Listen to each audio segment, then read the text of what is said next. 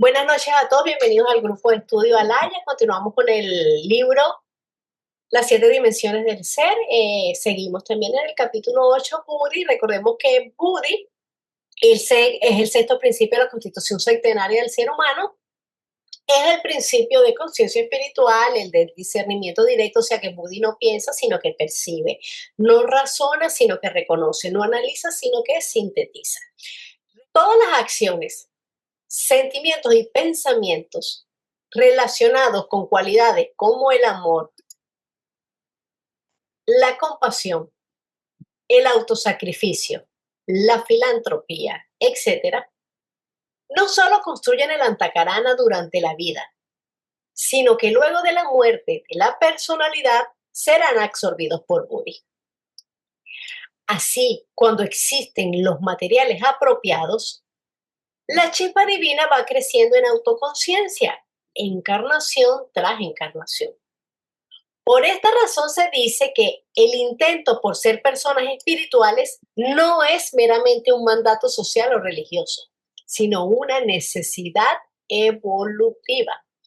Recordemos que el antakarana etimológicamente significa instrumento interno, pero el antakarana no es un órgano, no es una cosa fija, sino que es un proceso vivo de conciencia.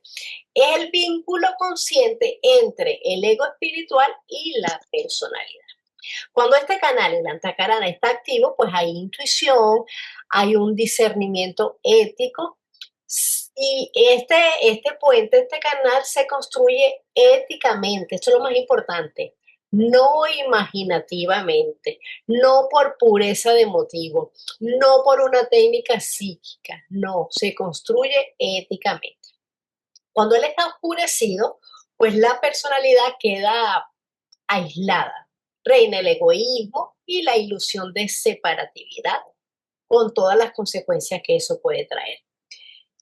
Él puede debilitarse o puede romperse cuando la mente está totalmente absorbida en las sensaciones y en los deseos. Este antakarana no es eterno. Él se va a formar en cada encarnación, o sea, en cada vida, vida tras vida. Y con la muerte del cuerpo físico se va a disolver. Y lo que haya sido asimilado, o sea, lo altruista, eso va a pasar al ego espiritual. Lo no asimilado, lo que no se hizo, pues simplemente se va a perder la personalidad. El antakarana también comentábamos en las sesiones anteriores, que es la parte inferior de manas, que es uno con el ser superior, o sea, con la esencia, lo que conserva su pureza, es en la que se van a dar todas esas aspiraciones buenas, nobles, y esas aspiraciones son las que van a hacer, esas energías las que van a hacer que se eleven de mana inferior hacia mana superior. Y el destino de toda nuestra encarnación va a depender de si esa esencia pura, de si ese proceso vivo, de si ese antakarana puede restringir el kamamanas o no. Porque el ego superior no nos va a hablar con palabras, sino que va a imprimir estados de conciencia. Él no va a argumentar, sino que va a iluminar. La personalidad es el campo de recepción, pero no es la fuente. El ego es el que lo va a imprimir. Entonces, Antakarana lo transmite y la personalidad como instrumento es la que lo recibe. Y esa unión ocurre por afinidad, no por imposición, ni porque me lo imagine, ni porque yo quiera hacerlo, pero me quedo así sentadita sin hacer nada. Entonces, la conciencia no se crea, sino que se permite. A medida que el alma espiritual, que ya comentábamos en clases anteriores que Budi es considerado el alma espiritual, asimila la autoconciencia manásika, el sexto principio es activado y se convierte en el asiento de la autoconciencia. Entonces, Budi pasa a ser llamado el ego espiritual. Y tenemos una nota que nos dice, el ego espiritual divino es el alma espiritual o Budi, íntimamente unido con manas, el principio de la mente, sin el cual no es ego alguno. sino puramente el vehículo átmico. Este ego espiritual es una elevada individualidad que trasciende los procesos de conciencia conocidos al nivel personal. Y tenemos otro llamado. El ego espiritual no refleja varios estados de conciencia. Es independiente de toda sensación, experiencia. No piensa, conoce, por un proceso intuitivo concebible solo vagamente por el hombre común. A nivel del ego espiritual no existe pensamiento en ninguna de sus formas, sino una sabiduría autoconsciente. En este plano hay una percepción inmediata de la naturaleza de las cosas que trasciende la separación entre sujeto y objeto. Ahora bien, si Manas está fundido con Buddhi, formando el ego espiritual, ¿qué sucede con el Manas inferior que funciona a través del cerebro? En un artículo publicado en los primeros tiempos de la Sociedad Teosófica se dice, y tenemos una cita: la conciencia del hombre perfecto reside principalmente en la inteligencia superior o espiritual, o conciencia del ego espiritual, aunque es coexistente con la inferior y oscura conciencia del quinto principio. El hombre perfecto ya no está identificado con su cuerpo, emociones y pensamientos. Y aunque Manas inferior sigue existiendo, ya purificado de sus elementos cámicos, este se toma mero medio de la conciencia superior para interactuar con los mundos inferiores. Finalmente, el ego espiritual pone en actividad al séptimo principio y el hombre desarrolla todas sus potencialidades latentes. Y tenemos otra cita. Para que Buddhi sea consciente en el plano físico, necesita el más diferenciado fuego de Manas. Pero una vez que el sexto sentido ha despertado al séptimo, la luz que irradia de este séptimo sentido ilumina los campos del infinito. Hemos visto así que a través de su asociación con Manas, la chispa divina e impersonal adquiere una individualidad y con ella la semilla de la autoconciencia. Esta semilla germinará durante la etapa de evolución humana. Al comienzo en la forma de un yo personal y egoísta, Kama Manas, demasiado material para ser asimilado por Buddhi. Pero cuando el sentido de yoidad manásico se purifica y espiritualiza, este es absorbido por la mónada, la cual deja de ser una dúada pasiva, Atma Buddhi, para convertirse en una tríada, autoconsciente de su naturaleza divina, Atma Buddhi Manas. Buddhi es conciencia, pero no autoconciencia. Es sabiduría, intuición, percepción directa de la verdad, pero impersonal. La autoconciencia pertenece al quinto principio, a Manas. Cuando se dice que Buddhi asimila la autoconciencia manásica, se está describiendo pues una progresiva unión entre Buddhi y Manas. Por supuesto, Manas superior, porque Manas inferior está generalmente ligado a su principio inferior, a Kama.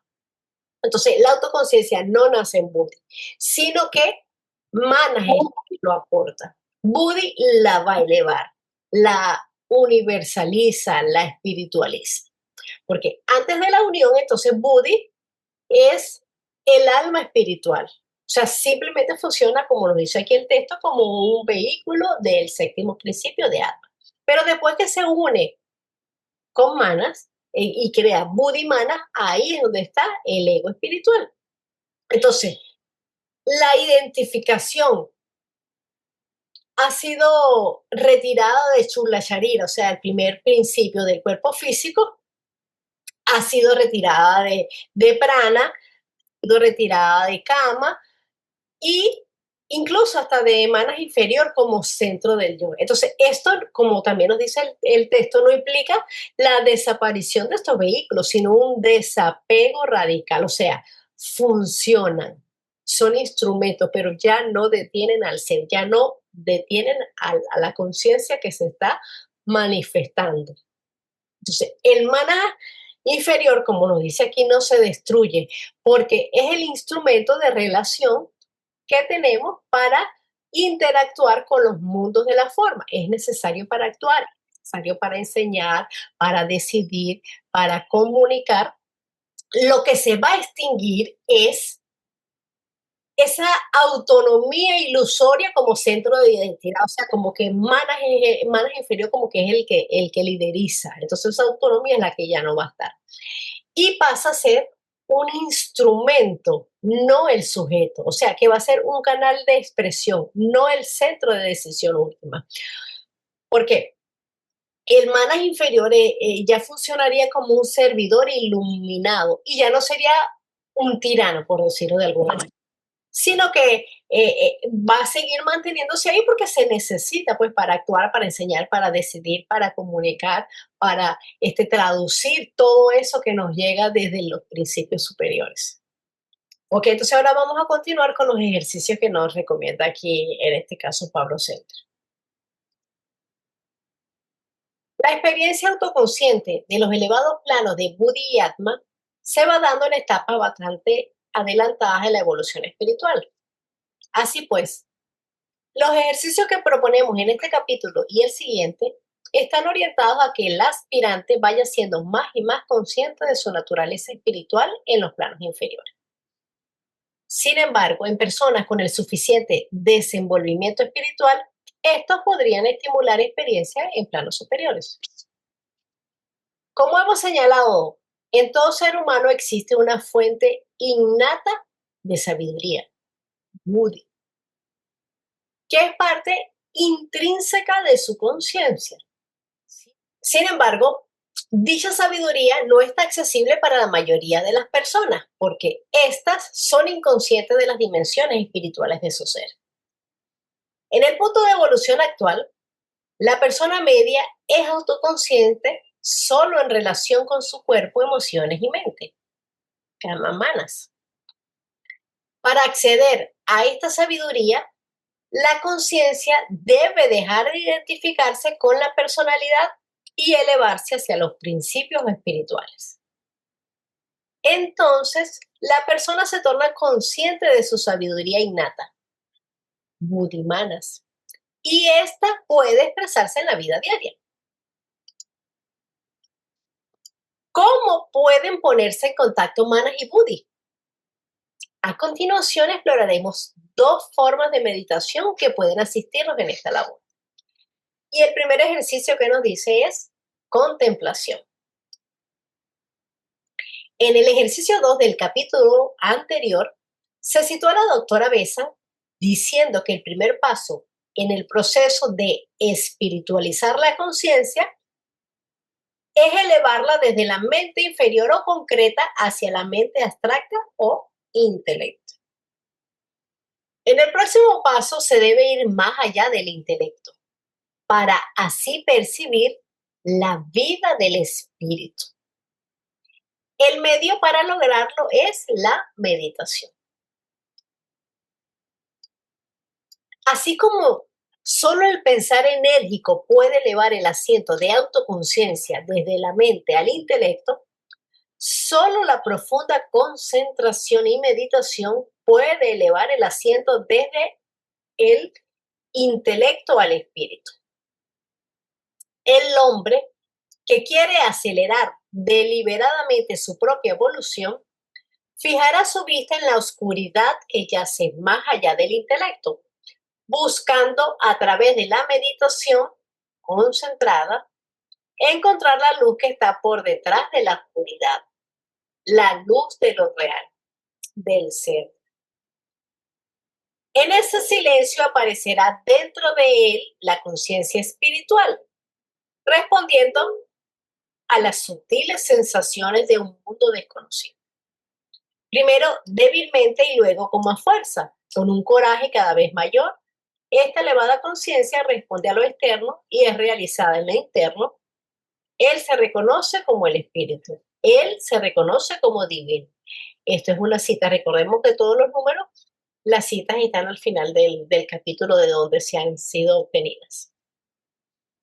El tipo de meditación que se propone aquí es aquel en donde se trascienden los procesos del pensamiento.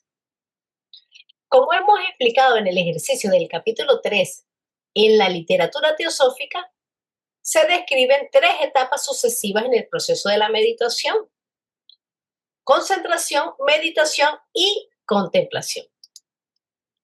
En esta cita, la doctora Besant se está refiriendo a la etapa de contemplación, a la que se puede acceder con cualquier objeto de meditación que se relacione con lo espiritual. Así, uno podría comenzar por concentrarse y meditar sobre una virtud tal como el amor, la compasión, la paz, etc. Por medio de una profunda reflexión, el aspirante trata de comprender la naturaleza esencial de dicha virtud y su expresión en la vida diaria. Cuando se ha captado la esencia del objeto de meditación, también como se pueda, el aspirante permanece en silencio, intentando fundirse con la atmósfera que se ha generado. Este mismo proceso puede aplicarse a la meditación sobre un aforismo espiritual profundo, sobre una verdad universal o una deidad o ser espiritual, etc. Entonces, aquí nos habla de la concentración, la meditación y la contemplación. Ellas no son sinónimos, son etapas de alineación del ego.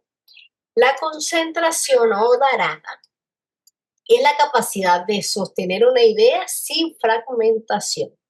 Es la mente actuando, pero ya no bajo el control de Kama. Entonces, ella ayuda en la construcción del antakarana porque hace que la mente sea receptiva, pero no con una fijación rígida, con una fijación forzada. Tampoco, ojo, es hipnosis, ni es trance, porque todo eso es kármico, no manásico.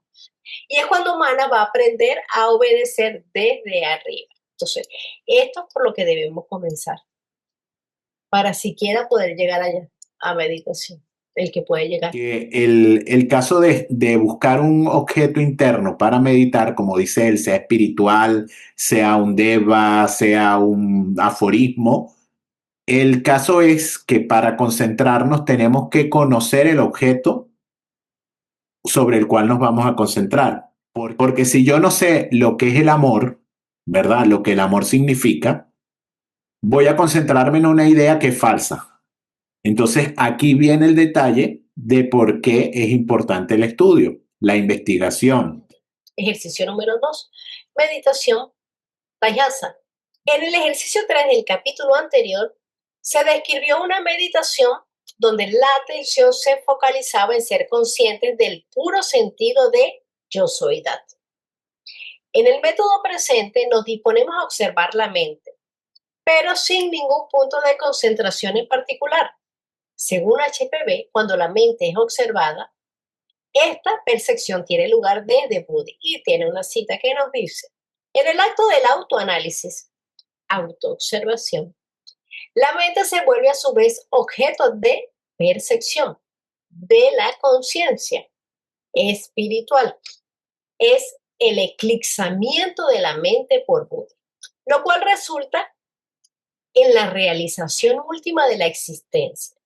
Esto es autoconciencia en su forma más pura. El sujeto que percibe a la mente como un atributo de sí mismo es el ego trascendental o espiritual. Como hemos examinado en el capítulo anterior, cuando nuestra mente es iluminada por Buddhi, surge una conciencia radiante que se denomina Mana Taihasa. Ahora bien, dado que este estado se encuentra más allá de la actividad de la mente inferior, no puede ser producido en forma directa por medio del pensamiento. Todo lo que podemos hacer desde abajo es crear las condiciones correctas para que descienda la percepción búdica. Exploremos pues estas condiciones.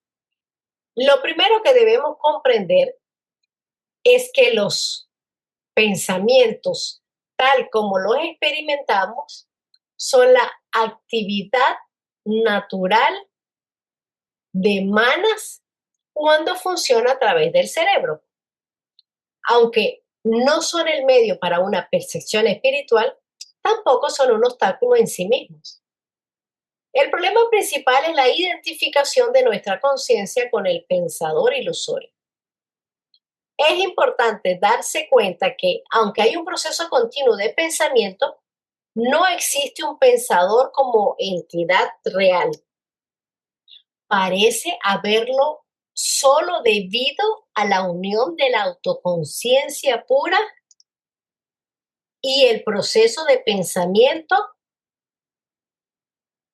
Así pues, en este acercamiento a la meditación, le prestamos completa atención a cada pensamiento, emoción y sensación a medida que aparecen en nuestra conciencia.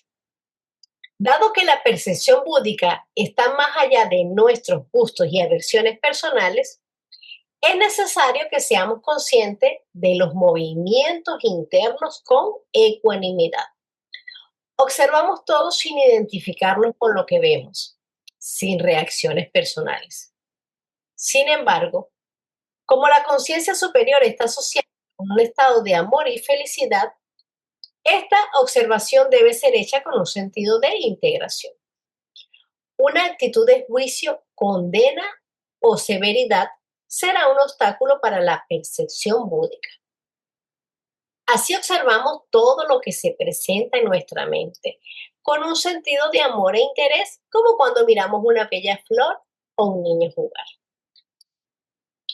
Dado que la percepción búdica es no dual, tal observación debe ser hecha de una forma impersonal, sin tratar de controlar lo que se está manifestando. Así, trascendemos la separación entre el observador y lo observado. Cualesquiera sean los pensamientos que aparecen, simplemente los notamos y los dejamos pasar. Recordemos que, en realidad, no somos nosotros los que estamos generando los pensamientos y las emociones. Ellos se mueven por sí mismos, automáticamente, como respuesta a un estímulo, a una situación o a un recuerdo. Así, soltando nuestra identificación con el pensador ilusorio, relajamos todo esfuerzo interno y externo.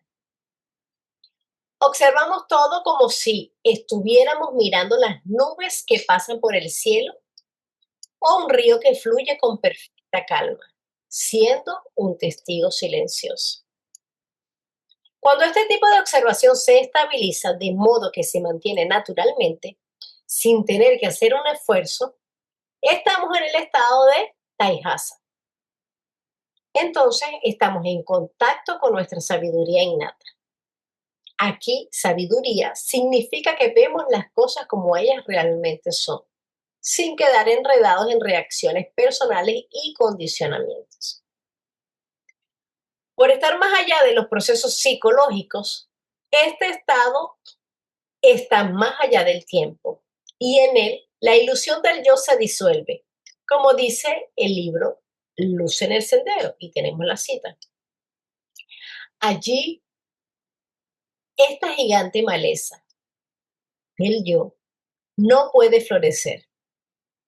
Esta mancha de la existencia es borrada por la atmósfera misma del pensamiento eterno. El intento por permanecer en un estado receptivo a nuestra sabiduría innata debería ser extendido a la vida diaria. Así pues, mientras estamos ocupados con nuestros quehaceres, tratemos de evitar identificarnos con el sentimiento de yo soy el que actúa, siente y piensa. Es obvio que durante las actividades que desarrollamos cotidianamente, existirá acción física, emocional y mental, pero debemos recordar que quien actúa es la personalidad. Por lo tanto, no es que no debamos actuar, en realidad no podemos actuar, porque como dijimos, no somos el pensador sino la conciencia pura, el sentido impersonal del yo soy data. Somos la percepción que abarca tanto al actor como a la acción y que los trasciende. Entonces, cuando se deba afrontar cualquier situación, dejemos que la personalidad reflexione, que busque la mejor respuesta y que haga elecciones. Dejemos que actúe o que se refrene, de acuerdo al bien más elevado que pueda percibir. Pero no nos confundamos asumiendo que todo esto está siendo hecho por nosotros. Desarrollemos una actitud de ser el testigo de toda acción física o psicológica, con una conciencia silenciosa y alerta de todo lo que sucede, sea dentro o fuera de nosotros. Entonces aquí como nos está hablando de la meditación, o Diana, es la orientación sostenida de Manas hacia dónde, hacia Buddhi. Es pensar desde arriba, o sea, desde los principios superiores, no desde abajo, no desde los principios inferiores. No solamente es sostener una idea como nos dice aquí, sino que es penetrarla. La mente va a dejar de producir y empezar a escuchar. No es imaginar tampoco, no confundamos. Hay muchos conceptos errados en cuanto a meditación, porque meditación no es imaginar, no es visualizar mecánicamente, pero cuando yo visualizo mecánicamente lo estoy creando. Entonces, no es eso, tampoco es repetir mantras, no es relajación, no es autoayuda. Eso, por supuesto, puede calmar la mente, pero nada de eso es meditación. En la meditación humana se vuelve transparente y la contemplación o el samadhi es donde el lenguaje verbal comienza a fallar, porque no hay un razonamiento, pero hay una certeza. No hay palabras, pero hay un conocimiento más allá del propio conocimiento, o sea, hay una sabiduría allí. Es el estado búdico cuando el pensador, el pensamiento y lo pensado se funden. O sea, se funden, pero no hay ningún tipo de esfuerzo, no hay ningún tipo de violencia que quiero introducir una idea, no hay violencia, no hay esfuerzo, todo fluye. No es tampoco un trance psíquico, no es una visión astral, no es una experiencia sensorial sutil. Son estados que aparecen cuando las condiciones están dadas. La concentración nos va a purificar y nos va a unir a Manas. La meditación orienta a Manas hacia Buddhi y la contemplación es conocer a Buddhi. Y no se saltan pasos. Eso es lo que tenemos que tener más importante. No se van a saltar ninguno paso. Calmar la mente no es un despertar espiritual. No es meditación. Es solamente un kamamana que está refinado. Oye, Caro, entonces yo creo que primero se practica la concentración, ¿verdad? Por un tiempo, hasta que se domine la concentración, ya se puede pasar a la meditación, porque me imagino que no podemos hacer todo eso cuando apenas estamos empezando. Yo así lo creo. Y al final, pues ya sería la última parte que era.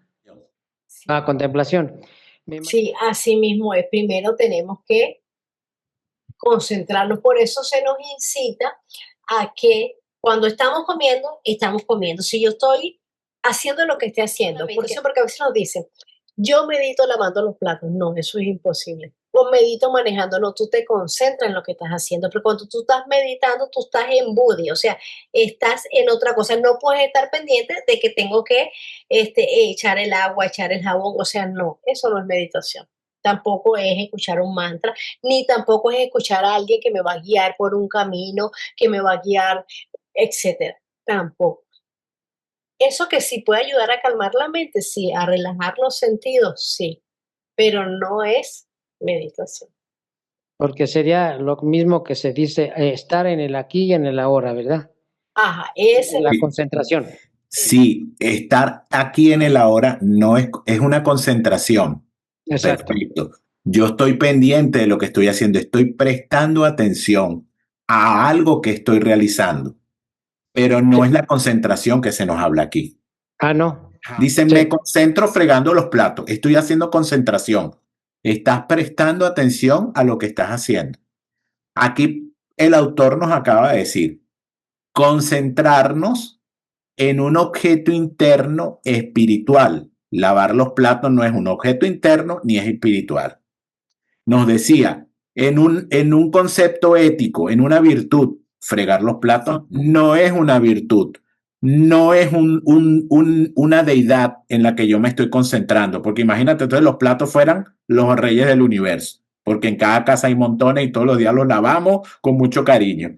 Entonces hay que tener muy claro eso. Cuando nos dicen fregar los platos, ¿me estoy concentrando? No. Eso es una concentración, sí, estoy prestando atención a lo que estoy haciendo, pero jamás ni nunca es la concentración que se nos pide para el proceso meditativo o de Sanyama, como se llaman los 3 pasos. Un objeto interno que hay que conocerlo a profundidad, porque si no, estamos meditando y estamos concentrándonos en algo que no es real.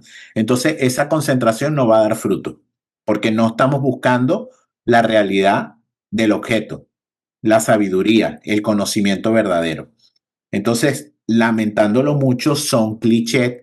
¿Por qué? Porque se han tomado de unas técnicas, como dice Caro, para relajar, calmar la mente, eliminar estrés, que es, estamos trabajando el Kamavana, el cuerpo físico, las emociones, pero jamás estamos trabajando en los principios superiores.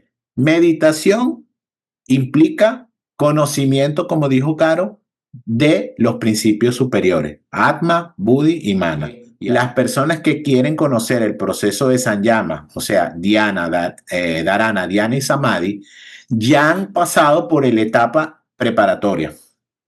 Recuérdense que esto está ligado con los sutras de Patanjali.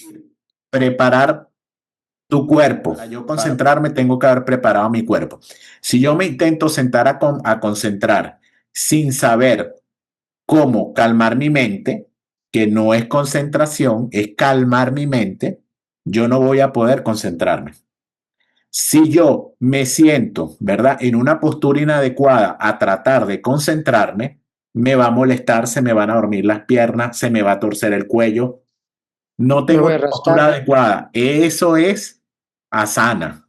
Saber cómo voy a tener una postura adecuada, ¿para qué? Para practicar la concentración. Si yo no he trabajado mis emociones, mis pensamientos, hablando de que sean turbios, perturbados, todo lo malo que pueden tener nuestras emociones y los pensamientos, y no las refinamos, no las purificamos, yo no voy a poder concentrarme. ¿Por qué? Porque en esa concentración, apenas lo intente hacer, lo que va a estar trabajando son todas esas emociones, todos esos pensamientos que son inferiores, y lo que voy a reflejar es todo eso, lo de abajo, cuando lo que busco es reflejar lo de arriba. Entonces, el proceso de meditación es un proceso en etapas, como lo dijo Caro, pero estas son las 3 etapas superiores. Se da por entendido que el aspirante, porque estos libros ya están dedicados a los aspirantes, a los que ya conocen, a los que han estudiado, a los que tienen años y vidas practicando, ya han pasado por todas esas etapas. El caso de pranayama, que lo comentamos una vez y lo tratamos mucho aquí cuando vimos los principios. Este pranayama no es que yo antes de sentarme a concentrarme voy a hacer un pranayama con una respiración fogosa, no, es haber controlado la respiración. ¿Por qué? Porque cuando nos sentamos a concentrarnos, esa respiración nos va a ayudar a calmar la mente, no a activarla, a tener una respiración fluida, coordinada, para que esa concentración pueda tener un fruto. Si yo estoy respirando acelerado, estoy respirando mal, me estoy pendiente de la respiración y no me puedo enfocar en la concentración. Entonces, son muchos puntos que esos son simplemente pequeños ejemplos, o sea, son muchas más cosas que hay que trabajar. Entonces, que la voz del silencio, y ella misma lo dice en el libro al empezar, son ya reglas para los que verdaderamente están en el sendero. O sea, ya son discípulos o están cercanos a ser discípulos. Porque de llegar al Samadhi y todo eso, como dice Daniel, no es tan fácil ni es para principiantes. Yo pienso que mucha gente que dice que medita, también lo dijo Daniel, en realidad no medita. Creen que medita, relajan el cuerpo, calman la mente, pero en eso, esos son los primeritos pasos para quizá empezar a meditar. Ahora, para la gente que quizá nunca ha meditado, o por lo menos así aprendí yo, es meditar con semilla. Y de eso también habla Pablo en el libro, porque precisamente si yo me quiero concentrar en el amor, esa es mi idea, o sea, yo voy a decir lo que yo pienso y cómo yo lo veo, y yo puedo estar completamente equivocada, pero mi vida la he llevado así. Por ejemplo, si yo me voy a concentrar en el amor, ¿cómo me concentro en el amor? Si a lo mejor no he sentido amor o si todavía no comprendo lo que es verdaderamente el amor desinteresado, el amor altruista. Entonces yo lo que tengo que empezar, como también lo dice allí, no lo dice con estas palabras, pero veladamente Pablo lo está diciendo. Me concentro en la imagen de un maestro, por ejemplo, que ese sí es más fácil. Imaginármelo, conseguirme una pintura, por ejemplo, del Maestro Jesús, que es la que más abunda, y concentrarme realmente en esa figura, en sentir esa figura dentro de mí. Entonces tengo que empezar por semilla. Eso es lo que se llama semilla. O coger una flor, imaginarme cómo fue sembrada esa planta, cómo empezó a nacer, cómo hasta verla florecer y todo eso. Eso es meditar con semilla. Ya después llegará el momento de meterme en la meditación de Blavatsky o en la meditación del amor o de unirme con el logos, alguna cosa así, más sutil y no muy material. Pero hay libros, hay un libro de Clara Cod muy bueno que da ideas de la meditación y sus resultados. Pero claro, si yo me voy a ir a uno de esos modernos que dice, no, concéntrese porque usted va a conseguir una casa, usted quiere conseguir una casa, medita en esa casa, concéntrese, vea la casa. No, pues eso no, eso es el lado izquierdo, o sea, la parte oscura de que está al acecho en todo momento para desviar al verdadero buscador. Entonces yo creo, esa es mi idea. Que claro, ¿no? La meditación es algo muy personal. Lo que puede que me funcione a mí no le funciona a otro en la forma práctica. ¿Cómo hacerlo? Como dice Ángela, cada quien comienza su proceso y da sus pasos como lo puede, como le han enseñado, porque ojo, en estos primeros pasos nadie nos enseña, vuelvo y repito, no tenemos un instructor en estos primeros pasos. Vamos por ensayo y error, vamos dando golpes, como dice Ángela. Exacto, no hay que forzar, son pasos, entonces hay que ir preparándome. Claro, tampoco podemos decir, ay, yo no puedo ni siquiera concentrarme y dejarlo para otra vida, ¿no? Vamos a sembrar un poquito en esta, aunque sea en la concentración. En ciertas cosas difiero, en otras no. Por ejemplo, para mí meditar es simplemente observar los pensamientos y así uno se va conociendo poco a poco a medida que lo vas haciendo diariamente. También para mí es conectar con aquello que, digamos, con lo más sublime, ¿ya? Porque te pones en un estado de relajación y como todos sabemos, nosotros no somos los pensamientos, somos el silencio que está detrás de todo eso. Entonces, para mí, meditar me parece que es bueno hacerlo. Nunca yo he tenido una mala experiencia, no es que sea una ducha en eso, pero siento que no me hace, más bien me ayuda porque me conozco a mí misma y me acerca más hacia el ser superior. yo no alcanzo ni veo nada extraordinario ni nada, simplemente observo mis pensamientos y lo que tengo que hacer es dejarlos ir y seguir observando, pero no es aquella lucha por conseguir no tener pensamientos ni nada, simplemente relajarse y todo. Es como que uno conecta con eso. Yo lo veo desde ese punto de vista, me parece que no le tengo temor ni nada. Que eso es un proceso preparatorio para la meditación. Claro, tú estás calmando tus pensamientos, tú estás tratando de conocerte, de ver cuáles son tus virtudes, cuáles son tus defectos, y claro que eso ayuda muchísimo. ¿Por qué? Porque te está orientando a qué cambios debes hacer en tu personalidad, en tu Correcto, encarnación. sí. La finalidad de la meditación es una sola, y la dijo Caro: conocer a Budi. Si yo quiero conocerme a mí, esa no es la finalidad de la meditación, es una etapa, porque tengo que conocerme a mí para poder arreglar lo que yo soy.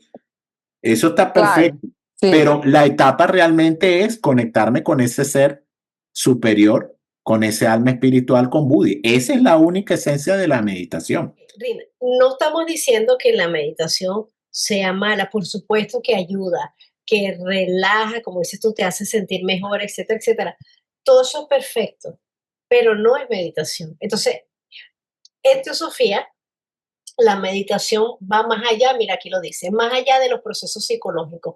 Cuando yo me concentro en mis pensamientos, en que quiero purificarme, etcétera, etcétera, es un proceso psicológico que está basado en la mente, en manas. Entonces es hasta imaginativo, porque yo estoy creando alguna situación. Ahí lo que estamos haciendo es un kama mana refinado, no es que sea malo, por supuesto que es bueno, nos ayuda a relajarnos, a sentirnos mejor, a conocernos a nosotros mismos, pero la verdadera meditación es aquí sabiduría que dice ver las cosas como realmente son. Cuando yo estoy pensando y quiero, pensando en cosas positivas, me estoy relajando, por supuesto que me va a ayudar, pero no estoy viendo las cosas realmente como son porque no tengo esa conexión con Buda. Y cuando hablaba ahorita Daniel de que tenemos que estar purificados porque Budi es intuición pura, pero pasa por los principios que están debajo de él, por los principios que están inferior a él. Entonces, cuando Budi o esa intuición pura pasa por una mente que es egoísta, entonces ¿qué se va a convertir en esa supuesta sabiduría? En fanatismo, en ilusión y en autoengaño.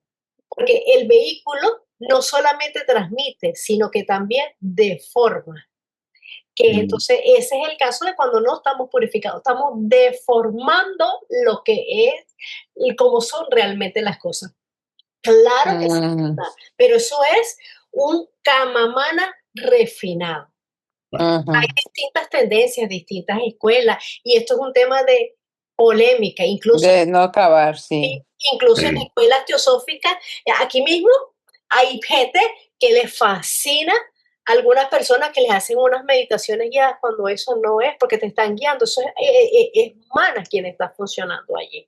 Sí, sí, sí. No es una intuición directa. Entonces, no es cuestión de crear polémica, es bueno que se creen estos diálogos porque vemos los puntos de vista de todo y aclaramos quizás algunas dudas. Y no quiere decir que Daniel, Ángela, Carolina o Salomón o Rina tengan la verdad en sus manos. Todos somos estudiantes, pero con base a lo que estamos leyendo aquí y a lo que se nos ha explicado según la enseñanza teosófica, no es eso la meditación. Digo que no sea malo, que fomentamos a que debemos trabajarla, debemos empezar con qué, con la concentración. Y concentrar, si estoy comiendo, yo estoy comiendo, si estoy lavando los platos, estoy lavando los platos, o sea, como dijo Salomón, en el presente, aquí y ahora, y eso es un paso, es un proceso, y por supuesto que ayuda, nos ayuda a relajarnos, a calmarnos, y si nosotros refinamos cada vez, vamos a seguir ascendiendo. Y yo creo que la mayoría de teósofos hacemos es reflexionar.